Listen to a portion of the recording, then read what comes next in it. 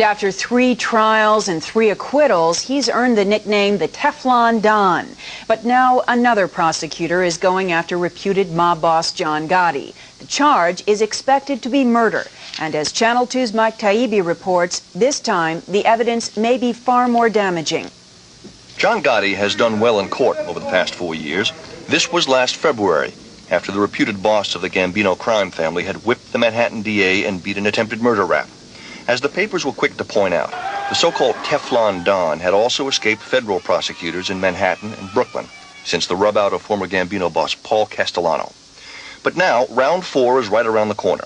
Brooklyn, that is, Eastern District U.S. Attorney Andrew Maloney, apparently prevailed over Manhattan, the Southern District, to indict Gotti again, and with the help of what sources describe as dramatic evidence, to try and finally nail him with a murder rap. Maloney is saying nothing publicly.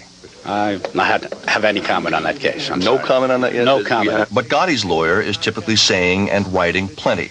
In a letter to Maloney, attorney Bruce Cutler asserts that John Gotti is prepared to voluntarily surrender to any new charges, and that the only purpose an arrest would serve would be to further the already unfortunate press coverage and diminish his client's ability to receive a fair trial.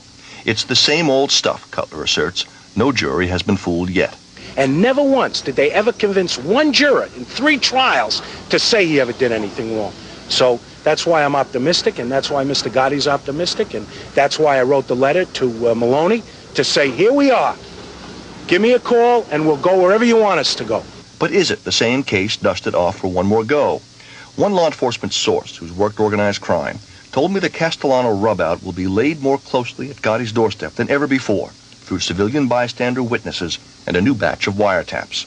And the link between that hit and other murders will become clearer, the source said, when U.S. Attorney General Richard Thornburg and other high-ranking FBI officials get to New York for the big press conference, perhaps in a matter of days, and certainly before Christmas. In Brooklyn, Mike Taibbi, Channel 2.